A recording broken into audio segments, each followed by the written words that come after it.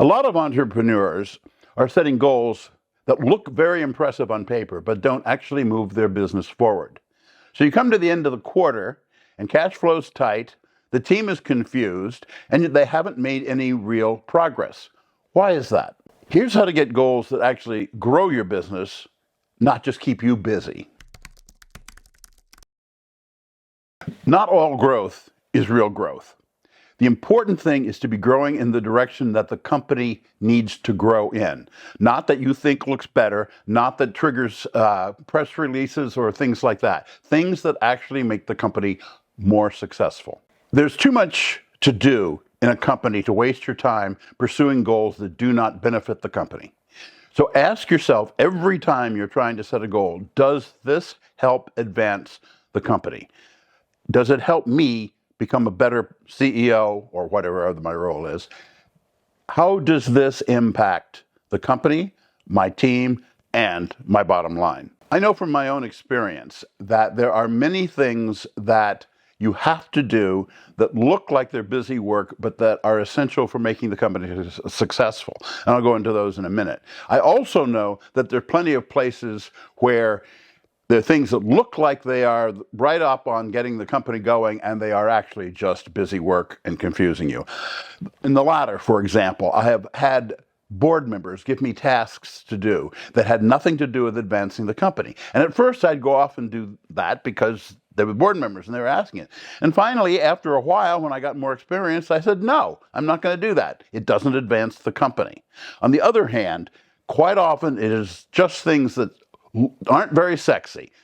How does the bank account set up? How do we get customers online and signed up better? How do we convince them that we know how to do their problem for them? Those things are all look petty, look trivial, and are absolutely essential to a success of a company. No successful business is successful if it doesn't have key KPIs to follow. In other words, if it can't track its progress, it will never be successful. But make sure that the performance indicators that you're following are, in fact, showing you the real health of your company and the real movement towards your goals. Because if you don't, you'll be spinning your wheels and wasting your time. But if you're following the right ones, and there won't be many, it's mostly cash flow and customer contacts and so on, those will help you become successful. I want to share with you something that I've been working on for a long time that is very important to me, and that is a Discord channel for business. On it, there will be a lot of free information, but also access to me. So you can have the ability to ask me questions, and I can respond to your particular problems and difficulties, and also help you get started. I'm really looking forward to being able to interact with you individually on there. I look forward to seeing everybody on there, and I will be waiting for you. Now, let's get back to our video. I can give you some examples. For example, new qualified leads per week. Why is that important as a key performance indicator? Because if you don't have a lead, you're not going to make any sales. And every time you get a lead, you want to know if it goes through, and if you make money off of it, and what it costs you to get that money from the customer, and what you have to do to repeat that ability with a new customer. Income that is not repeatable is barely income at all. When you get, it is so much easier to get a customer, keep that customer happy, expand that customer's sales, or just at least keep them going, than it is to get a new one. That's an example of a KPI that is right on the money for you being a success as an entrepreneur. One of the things I've learned that's critically important in business is how much does it cost to acquire a new customer? Quite often, you'll run in circles trying to make somebody happy, and you'll never get it to pay off. That is wasted money. Make sure that your customer is one that can be acquired relatively inexpensively. That doesn't mean cheaply.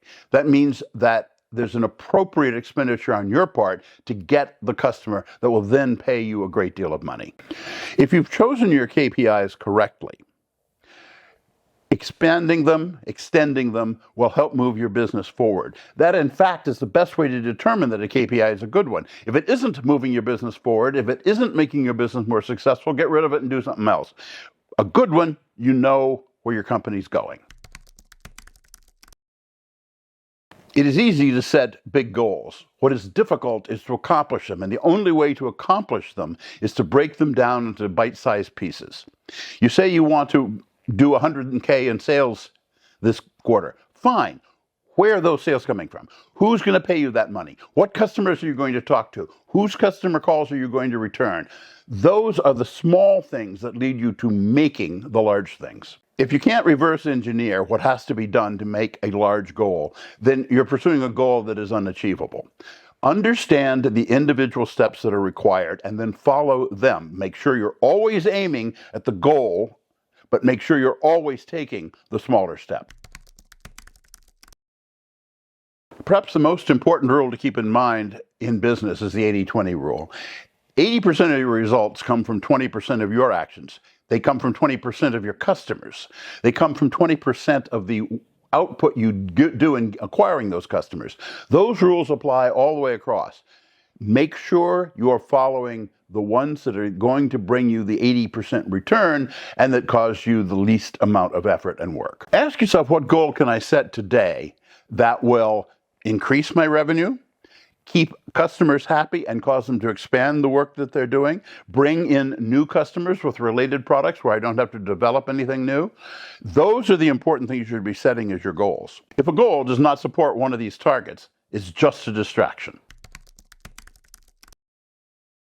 One of the dirty little secrets of business is that though you tend to set goals on a quarterly basis, you absolutely have to have the steps toward those goals be on a weekly or sometimes even a daily basis.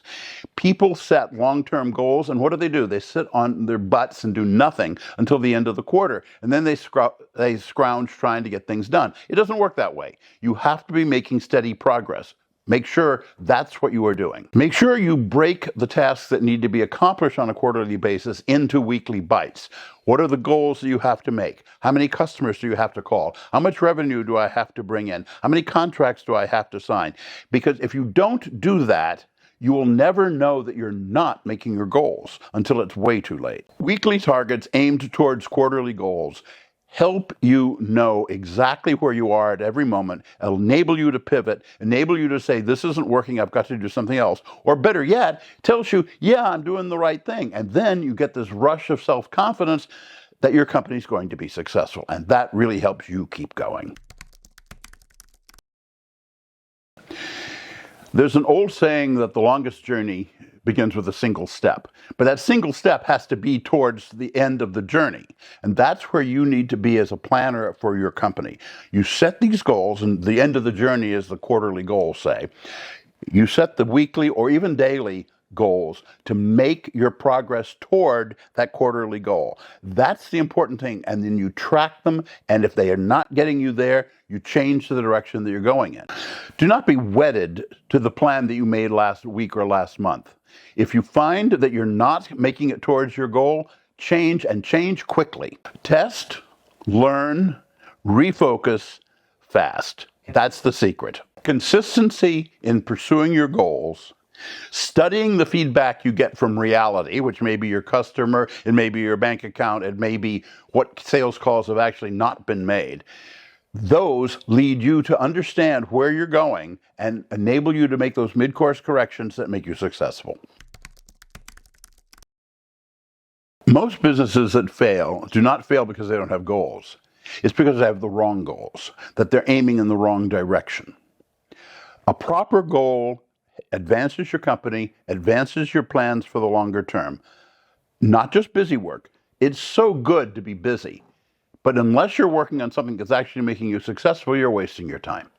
Reverse engineer them so that you get weekly and sometimes even daily goals towards that quarterly goal.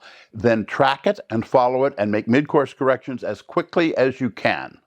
That is the secret for success. If you start setting goals this way, you will not just hit your goals, which is important, but that your company will scale because you are following them. And you will learn how to set goals that are bigger and more important and that make you even more money. If you're interested in topics like these, I go into more depth on my Discord channel. Look at the link down below and you will find how you get to the Discord channel, where we have large amounts of free information for you.